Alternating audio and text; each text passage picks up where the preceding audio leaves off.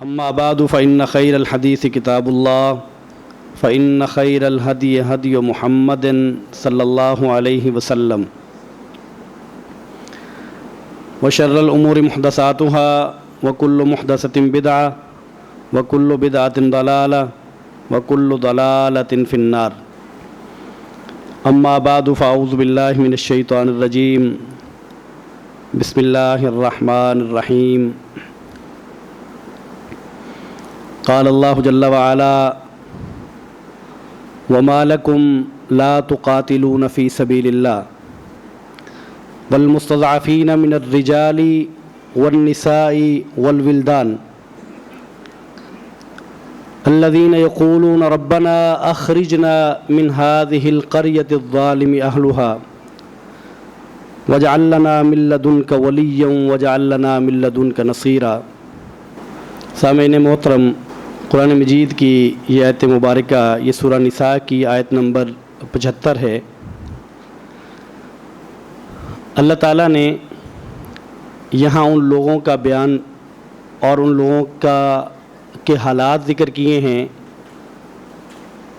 جو جب نبی کریم صلی اللہ علیہ وسلم نے مکہ سے مدینہ کی طرف ہجرت فرمائی تو بہت سارے لوگ آپ کے ساتھ ہجرت کر کے مدینہ تشریف لے گئے اور کچھ لوگ مکہ میں رہ گئے جن کے اپنے مسائل تھے، جن کی اپنی مجبوریاں تھیں، سو وہ ہجرت نہ کر سکے تھے وہ مسلمان. اور پھر جو ان کے رشتہ دار تھے اور اہل مکہ تھے انہوں نے پھر ان پر تشدد شروع کر دیا، ان کو تکالیف دینا شروع کر دیں، ان کو اذیتیں دینا شروع کر دیں، ان پر ظلم کرنا شروع کر دیا. سو وہ کہتے تھے کہ اے اللہ ہمیں اس بستی سے نکال دے جس بستی کے رہنے والے ظالم ہیں. وہ اللہ سے دعا کرتے تھے. سو اللہ تعالیٰ نے ان کی دعا کو اور ان کے احوال کو وحی بنا کے نبی کریم صلی اللہ علیہ وسلم پر نازل فرمایا اور ساتھ ترغیب دی کہ مسلمانوں تمہیں کیا ہو گیا ہے کہ تم اللہ کی راہ میں جہاد نہیں کرتے، تم اللہ کی راہ میں لڑائی نہیں کرتے، قتال نہیں کرتے، جبکہ کمزور لوگ جن میں مرد بھی ہیں، جن میں خواتین بھی ہیں، جن میں بچے بھی ہیں، وہ اللہ سے دعائیں کر رہے ہیں، ظلم سے نجات کی دعائیں کرتے ہیں، تو تم جہاد کیوں نہیں کرتے ہو؟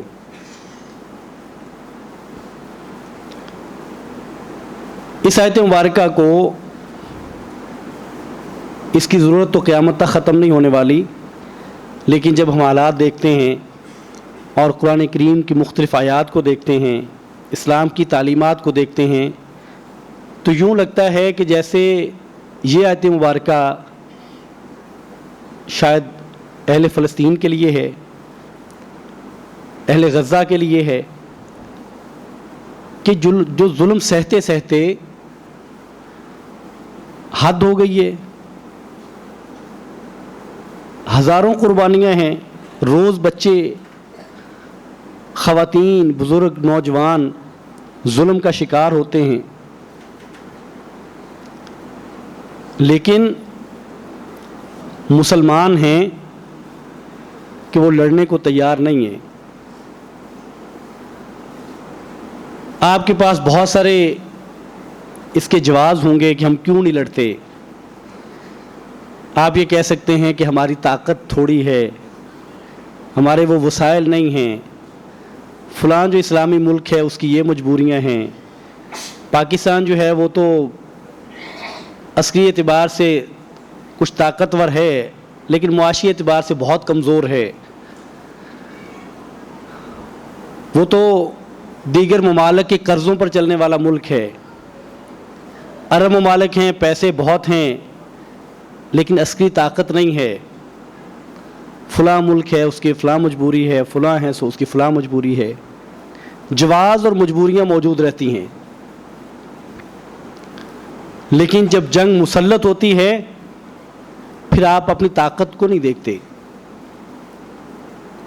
اس کی مثال یہ ہے کہ جب پاکستان پہ جنگ مسلط ہوئی سو ہم نے یہ نہیں دیکھا کہ ہم کتنے قرضوں میں ڈوبے ہوئے ہیں، ہم نے یہ نہیں دیکھا کہ ہماری معیشت کا کیا حال ہوگا، یہ نہیں دیکھا کہ کون ملک ہمارے ساتھ کھڑا ہوگا اور کون مخالف کیمپ میں جا کھڑا ہوگا، کسی چیز کو نہیں دیکھا۔ تب صرف یہ دیکھا کہ ہم پر حملہ ہوا ہے سو ہم نے جواب دینا ہے، اور ہم نے وہ جواب دیا، بھرپور جواب دیا، پوری قوت سے جواب دیا، اور اللہ تعالیٰ نے عزت دی۔ فلسطین کو اگر ہم اپنا سمجھتے ہیں، اگر وہ بچے ہمارے بچے ہیں، اگر وہ خواتین ہماری خواتین ہیں، وہ بزرگ ہمارے بزرگ ہیں، تو پھر یہ سمجھ میں آنے والی بات نہیں ہے کہ پھر دانشورانہ بحثیں ہوتی ہیں کہ ہم کیوں اس جنگ میں حصہ نہیں لے سکتے، فلاں کیوں نہیں لے سکتا۔ آپ دیگر کو چھوڑیے، مصر کی 7 کلومیٹر کی جو سرحد ہے وہ غزہ کے ساتھ لگتی ہے، پورے 7 کلومیٹر کی، اسلامی ملک ہے، اور اسلامی ممالک میں سے جو طاقتور ممالک ہیں عسکری اعتبار سے ان میں سے ایک ہے، یعنی فوج بھی اس کی بڑی مضبوط ہے، کمزور نہیں ہے، اسلحہ بھرپور ہے، لیکن نہیں لڑتے، بلکہ نہ صرف لڑتے نہیں ہیں بلکہ جب ناکہ بندی ہوتی ہے اس کا حصہ بنتے ہیں۔ ہم اہل فلسطین کے لیے، فلسطینیوں کے لیے خوراک اور کھانا جب بند ہوتا ہے تو وہ اس طرح سے بھی بند ہو جاتا ہے۔ ساتھ اردن کھڑا ہے لیکن وہ اسرائیل کے ساتھ کھڑا ہے۔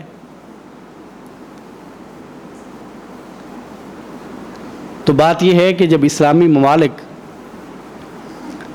اپنا اس کو سمجھیں جو سرحد کے اندر ہے اور جو سرحد کے باہر ہے اس کو اپنا نہ سمجھیں تو یہ صورتحال تب بنتی ہے۔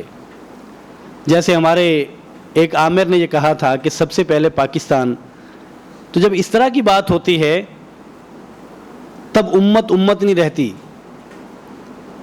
پھر آپ کہتے ہیں کہ جو سرحد کے ادھر ہے وہ ہمارا ہے، جو ادھر ہے وہ ہمارا نہیں ہے، بھلے وہ کلمہ گو ہے یا کلمہ گو نہیں ہے، اس سے کیا فرق پڑتا ہے؟ جبکہ قرآن ہمیں یہ کہتا ہے کہ جب کسی بستی میں مسلمانوں پہ ظلم ہو تو تمہیں لڑنا ہے، تمہیں جہاد کرنا ہے، اور اگر نہیں کرو گے تو اس میں ذلت ہے۔ یہ نبی کریم صلی اللہ علیہ وسلم کا فرمان ہے کہ اس میں ذلت ہے۔ یہ بات تمہیں سمجھ آ جائے یا نہ آئے، اس کو قبول کرو یا نہ کرو، نبی کریم صلی اللہ علیہ وسلم فرماتے ہیں، صحیح مسلم کی روایت ہے، آپ نے فرمایا کہ جب تم بے آئینہ شروع کر دو اور تم گائے اور بیلوں کی دموں کو پکڑ لو اور کھیتی باڑی پر راضی ہو جاؤ اور جہاد چھوڑ دو تو پھر اللہ تعالیٰ تم پر ذلت مسلط کر دیں گے۔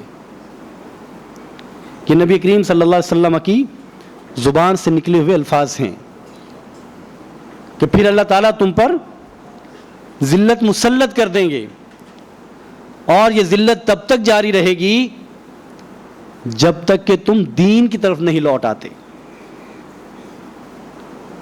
اور یہاں نبی کریم صلی اللہ علیہ وسلم نے جہاد اور قتال کو گویا کہ دین فرمایا ہے۔ یہ معمولی بات نہیں ہے۔ وہ ساری چیزیں، وہ سارے اصول، وہ سارے کلیے جو لوگ تجربات سے اپناتے ہیں، بتاتے ہیں، وہ ہمارے پاس موجود ہیں۔ وہ ہمیں وحی کے ذریعے بتا دیے گئے کہ عزت کس میں ہے اور ذلت کس میں ہے۔ آپ معاشی اعتبار سے مضبوط ہو کے، صرف معاشی اعتبار سے مضبوط ہو کے عزت نہیں لے سکتے، عزت دار قوم نہیں بن سکتے، اور دنیا میں ایسی کوئی مثال نہیں ہے کہ کوئی ملک وہ سپر پاور بنا ہو اور وہ صرف اقتصادی ترقی سے بنا ہو۔ ایسی مثال نہیں ہے۔ جسے سپر پاور بننا ہے اس نے پہلے عسکری اعتبار سے مضبوط ہونا ہے۔ وہ روس تھا تو وہ عسکری اعتبار سے مضبوط تھا، امریکہ ہے تو وہ عسکری اعتبار سے مضبوط ہے، چائنا ہوگا تو وہ عسکری اعتبار سے مضبوط ہے۔ سو صرف اقتصادیات اور صرف معیشت کا بہتر ہونا ضروری کافی نہیں ہے، یہ دونوں چیزیں بہتر ہوں گی تب آپ اس قابل ہوں گے کہ آپ سر اٹھا کے جی سکیں، تب اس قابل ہوں گے کہ آپ اپنے بچوں کو محفوظ کر سکیں، تب آپ اس قابل ہوں گے کہ اپنی بہنوں کی عزتوں کی حفاظت کر سکیں، اپنے بوڑھوں کے بڑھاپے کی حفاظت کر سکیں۔ یہ حال ہی کی بات ہے، ایک عرب ملک جو معاشی اعتبار سے بہت مضبوط ہے، بہت طاقتور ہے، بڑے پیسے ہیں، لیکن اسرائیل اس پہ اٹیک کر دیتا ہے، اس کے دارالحکومت پر اٹیک کر دیتا ہے، فرق ہی نہیں پڑتا، کسی کو اس سے فرق ہی نہیں پڑا۔ یعنی دارالحکومت میں اٹیک ہوا ہو کسی ملک کی طرف سے، اس کو جواب نہ دیا جائے، اس پہ چپ سادھ لی جائے، آپ ایسی معیشت کو کیا کریں گے؟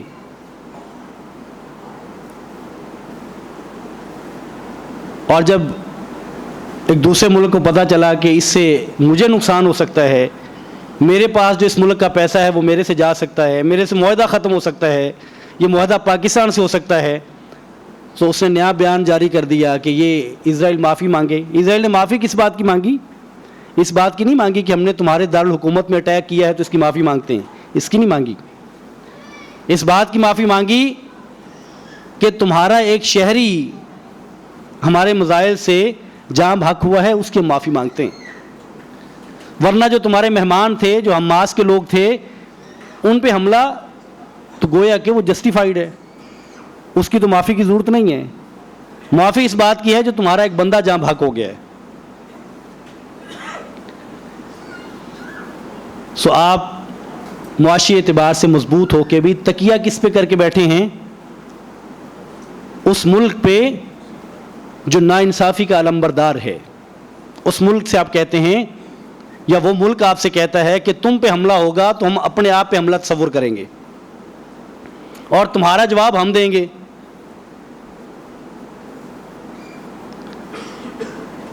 اب یقین کریے، اس بات کا یقین نہیں ہوتا کہ حکمران ہوں، سالوں بیت گئے ہوں حکمرانی کرتے ہوئے، ان کے تجربات ہوں، ان کے سفارتی تعلقات ہوں، ان کے سفارتی تجربات ہوں، ان کو ملکوں کے حالات کا علم ہو، ملکوں کی طاقت کا، اپنی طاقت کا، لوگوں کی بے وفائیوں کا، ملکوں کی ناانصافیوں کا، اور پھر بھی وہ تکیہ کر کے بیٹھ جائیں، پھر بھی وہ اس طرح کے معاہدے کریں۔ سو ہم یہ سمجھتے ہیں کہ یہ صرف اس وجہ سے ہیں کہ وہ سمجھتے ہیں کہ ہم کمزور ہیں، اگر ہم یہ معاہدہ نہیں کریں گے تو شاید ہم اپنا وجود برقرار نہ رکھ سکیں۔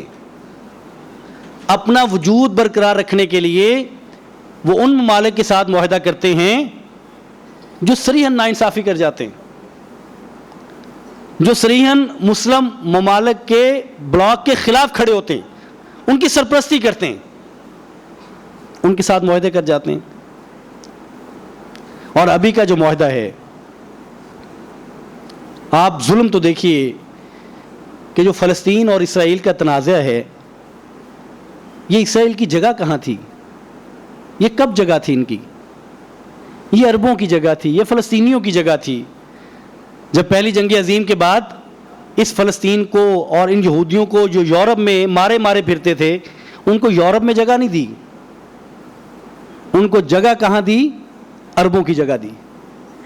فلسطینیوں کے ایک ٹکڑے پہ لا بٹھایا، اور یہ کام کس نے کیا؟ یہ انہی ریاستوں نے کیا جو طاقتور تھیں، جنہوں نے خلافت عثمانیہ کو توڑا تھا، یہ انہوں نے کیا، برطانیہ نے کیا، فرانس نے کیا، وہاں لا بٹھایا۔ پھر اقوام متحدہ سے یہ قرارداد پاس کروا لی کہ یہ دو ریاستیں ہوں گی، ایک فلسطین کی ریاست الگ ہوگی اور اسرائیل کی ریاست الگ ہوگی۔ اور اس پر عربوں نے احتجاج کیا کہ یہ ریاست کیسے ہو سکتی ہے، اسرائیل کی ریاست کیسے، ان کو تم یورپ سے اٹھا کے یہاں لا رہے ہو، ان کی ریاست کیسے ہو سکتی ہے۔ اس پہ عربوں کے ساتھ پہلی جنگ ہوئی۔ جنگ اس بات پہ تھی کہ ہم اس کو نہیں مانتے، اور یہ ناانصافی تھی۔ اس پہ عربوں نے شکست کھائی، اور مزید جو علاقے تھے وہ اسرائیل کے پاس چلے گئے۔ وہ دن ہے کہ آج کا دن ہے کہ عرب مسلسل کمزور ہوتے جا رہے ہیں، مسلمان کہنا چاہیے، کمزور ہوتے جا رہے ہیں، اور اسرائیل ہے کہ وہ طاقتور ہوتا جا رہا ہے، اور اس کی طاقت ساری طاقت اپنی نہیں ہے۔ ایسا نہیں ہے کہ وہ ناقابل شکست ہے، ایسا نہیں ہے کہ وہ ایسا طاقتور ہے کہ اس سے کوئی لڑ نہیں سکتا، ایسا نہیں ہے۔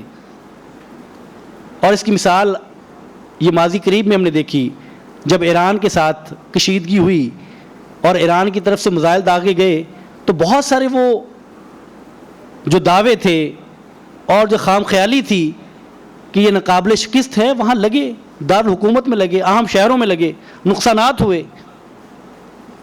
مسئلہ یہ ہے کہ یہ وہ بغل بچہ ہے جس کو عالمی طاقتیں پالتی ہیں، جس کی سرپرستی کرتی ہیں۔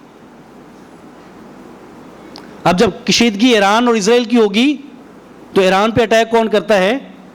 امریکہ کرتا ہے۔ اس کی تنصیبات کو نشانہ کون بناتا ہے؟ امریکہ بناتا ہے۔ جب فلسطین پہ اسرائیل ظلم کرتا ہے اور پرامن ممالک جو ہیں وہ قرارداد لے کے آتے ہیں تو ویٹو کون کرتا ہے؟ امریکہ کرتا ہے۔ 6 دفعہ ویٹو کر چکا ہے۔ جنگ بندی کی قرارداد سلامتی کونسل میں، فلسطین میں جنگ بندی کی قراردادوں کو 6 دفعہ ویٹو کرنے والا امریکہ ہے۔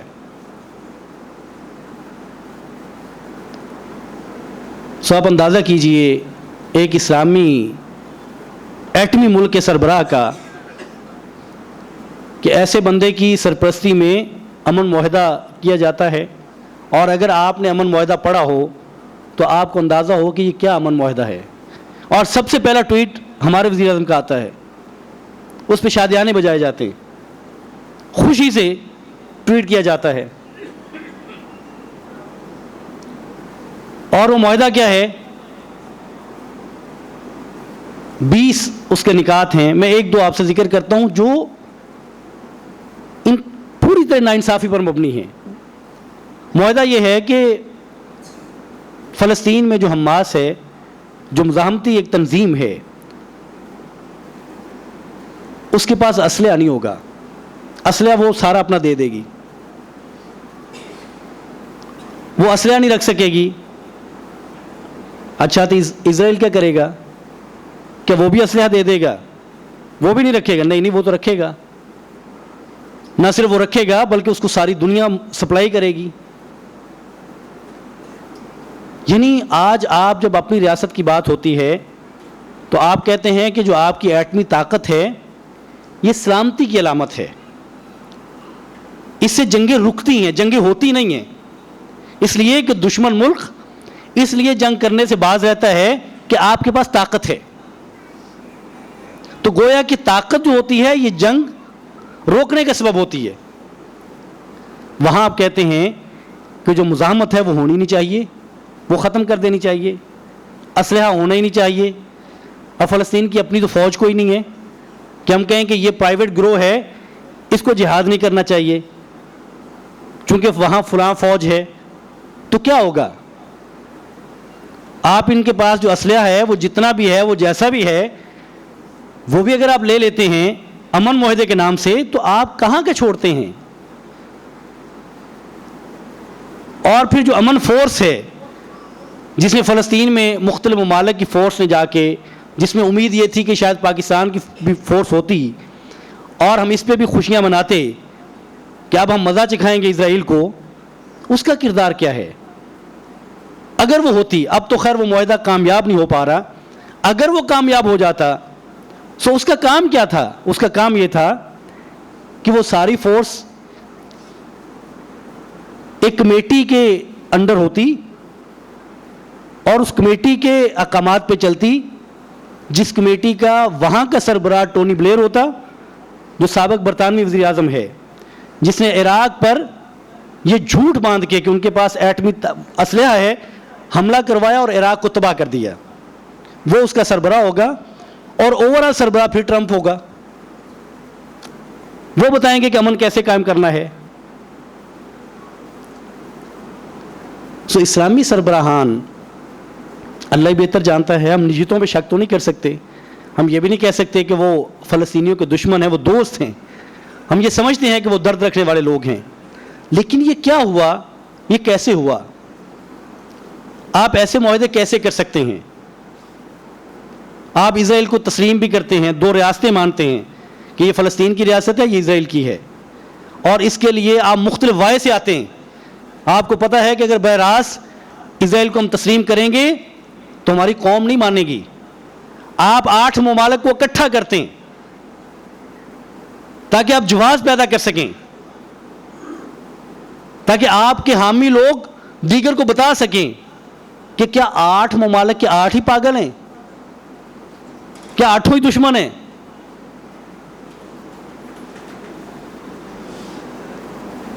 آپ معاہدے کے نام پہ اسرائیل کو تسلیم کرنے کی راہ نکالتے ہیں. 2 ریاستی حل کا مطلب یہ ہے کہ آپ فلسطین کو مان لیں، ہم آپ کو مان لیں گے.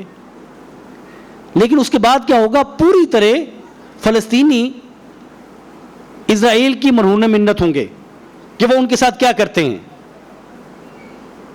اس لیے کہ طاقت اس کے پاس ہے. معاہدے کیا ہوتے ہیں؟ معاہدوں کو کون مانتا ہے؟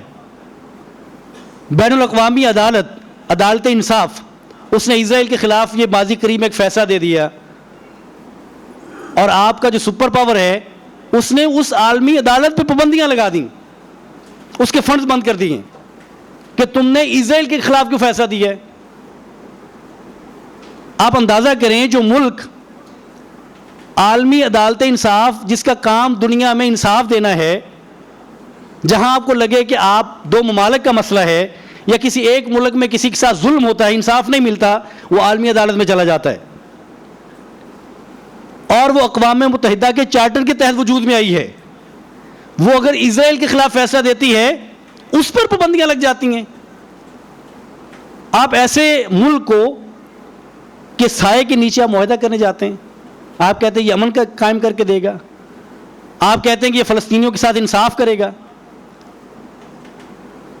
اور آج بھی جب ہم بات کر رہے ہیں، آج بھی جب یورپ کے بہت سارے ممالک جب انہوں نے انسانیت پر ظلم کی آخری حدوں کو چھوتے ہوئے ظلم کو دیکھا، وہ اسرائیل سے پیچھے ہٹے.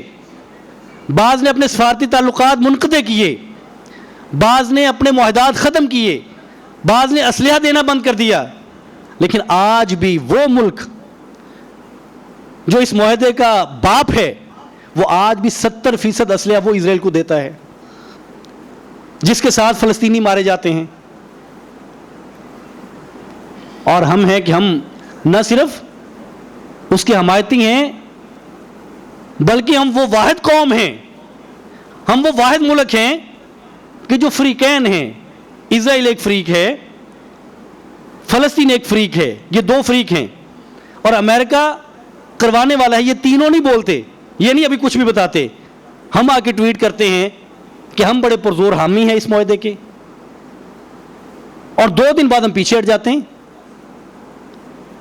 ہماری ناپختگی کی دلیل دیکھیے کہ 2 دن نہیں نکلتے. اور آج بھی اسرائیل یہ کہتا ہے، آج وہ کہتا ہے کہ جو غزہ میں 2 ملین لوگ موجود ہیں، جو 20 لاکھ لوگ غزہ میں ہیں، انہیں غزہ کو خالی کرنا ہے. یہ خالی کریں گے، اور اگر یہ خالی نہیں کریں گے، جو لوگ غزہ سے نہیں جائیں گے انہیں ہم دہشت گرد تصور کریں گے. گویا کہ ہم پھر بمباری کریں گے، ہم پھر ماریں گے. تو مسئلے کا حل یہ نہیں ہے جو ہم کرنے جا رہے ہیں. مسئلے کا حل وہی ہے جو نبی کریم صلی اللہ علیہ وسلم نے بتایا، اور وہ جہاد ہے، اور وہ لڑائی ہے. اپنے آپ کو طاقتور کرنا ہے، اپنے آپ کو مضبوط کر کے میدانوں میں اترنا ہے، تسلیاں نہیں دینی.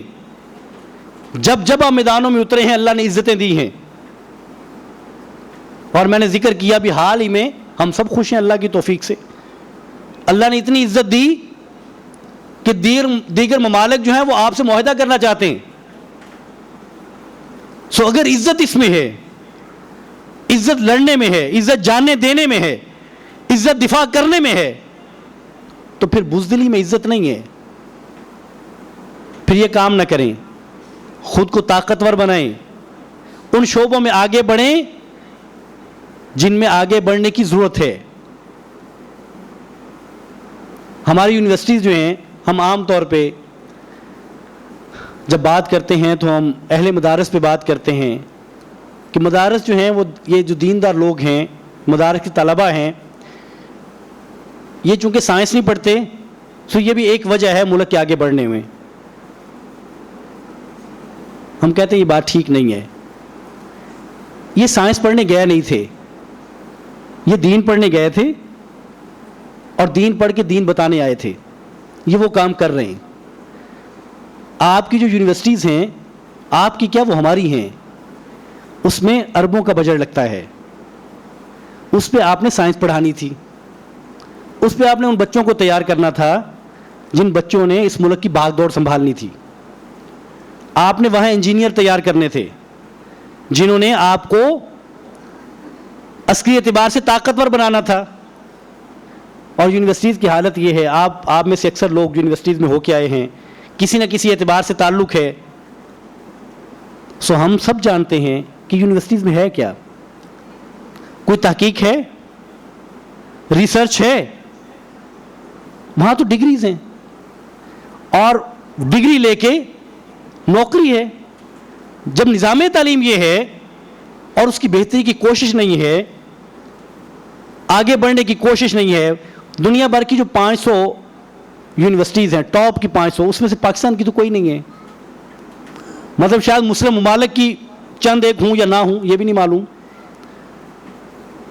سو اس میں کرنے کے کام بزدلی دکھانا نہیں ہے, اس طرح کے معاہدے کرنا نہیں ہے, اور اس طرح کے معاہدوں سے اسرائیل کے لیے راہ ہموار کرنا نہیں ہے. اس میں خود کو طاقتور بنانا ہے, اس میں اپنے مسلمان بھائی کے ساتھ کھڑے ہونا ہے, اس کے لیے آواز کو بلند کرنا ہے. آپ جس سطح پہ ہیں, جو کام میں کر سکتا ہوں, جو آپ کر سکتے ہیں, وہ ہمیں کرنا ہے. میں آپ سے بات کر سکتا ہوں, میں نے کرنی ہے. میرے پاس سوشل میڈیا ہے, میں اس پہ آواز بلند کر سکتا ہوں, مجھے کرنا ہے. آپ اندازہ کیجیے ان چیزوں کے امپیکٹس ہیں, ان کے اثرات ہیں. یہ جو فلوٹیلا ہے, گلوبل سموتھ فلوٹیلا جو ہے, اب اس میں کیا ہے, وہ لڑنے تو نہیں گئے نا, وہ اسرائیل سے لڑنے کے لیے نہیں گئے. کوئی 40 کے قریب ممالک کے 50 کشتیاں ہیں, کوئی 500 کے قریب افراد ہیں, وہ لڑنے کے لیے نہیں گئے. وہ صرف اس لیے گئے ہیں کہ اہل فلسطین کے ساتھ اظہار یکجہتی کیا جائے. وہ صرف اس لیے گئے ہیں کہ ان کی آواز کو بلند کیا جائے. وہ صرف اس لیے گئے ہیں کہ جن ممالک کے وہ باشندگان ہیں, ان ممالک کو معلوم ہو کہ وہاں ظلم ہو رہا ہے. آپ نے ظالم کے ساتھ نہیں کھڑے ہونا. سو اثرات ہیں, ان چیزوں کے اثرات ہوتے ہیں, آج بھی ہیں. بلکہ جس طرح کی فضا بن رہی تھی, یہ ابھی بھی ہے الحمدللہ, اور اس سے تیزی سے بنتی جا رہی تھی. جس طرح ممالک فلسطین کو تسلیم کر رہے تھے اور اسرائیل سے دور ہو رہے تھے, لگتا یوں ہے کہ اس معاہدے نے اس کو روکا ہے. اس معاہدے نے اسرائیل کو فائدہ پہنچایا ہے. اس نے اس کے ظلم کو کم کرنے کی کوشش کی ہے, روکنے کی کوشش نہیں کی. سو مجھے اور آپ کو ایک تو آواز بلند کرنا ہے کہ میری اور آپ کی آواز اپنے حکمرانوں تک جائے, اور حکمرانوں کو چاہیے, حکمرانی ہمارے سامنے کی بات ہے, یہ چند سالوں کی ہوتی ہے. اس ناپائیدار ریاست میں تو مہینے کہنا بھی ممکن ہے کہ مہینوں کی ہوتی ہے. پتہ ہی نہیں چلتا کب کوئی شخص وزارت عظمیٰ پہ ہوتا ہے اور کب کوئی سراہوں کے پیچھے ہوتا ہے. سو ایسی حکمرانی میں آپ کو صرف انصاف کے ساتھ کھڑا ہونا ہے, مفادات کے ساتھ کھڑا نہیں ہونا. اللہ تعالیٰ مجھے اور آپ کو اپنے بھائیوں کے ساتھ کھڑا ہونے کی توفیق عطا فرمائے.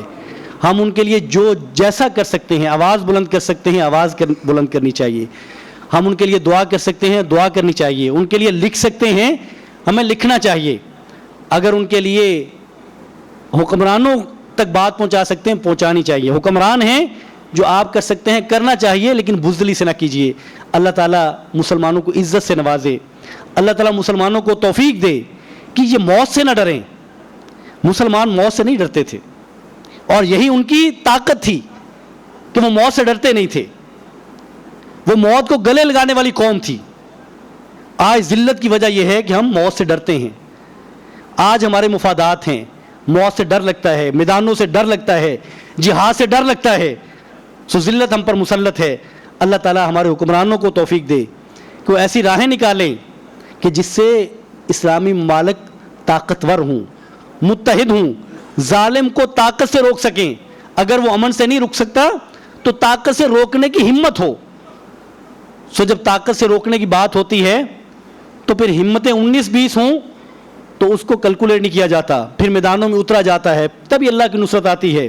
اور نبی کریم صلی اللہ علیہ وسلم کی سیرت ہمیں بتاتی ہے کہ کتنی جنگیں تھیں ایک آدھ کے علاوہ کہ جس میں برابری بھی ہو. مسلمان بہت تھوڑے ہوتے تھے, دشمن بہت زیادہ ہوتا تھا, تو مسلمان اس لیے رک گئے تھے کہ چونکہ ہماری طاقت برابر کی نہیں ہے. سو اگر کسی ایک خطے میں ظلم ہوتا ہے تو ہونے دیں, ایسا نہیں ہوا. سو ہمارے لیے رول ماڈل وہی ہے نبی کریم صلی اللہ علیہ وسلم کی سیرت, اور نبی کریم صلی اللہ علیہ وسلم کی زندگی اسوہ حسنہ ہے, اور وہ یہی زندگی ہے.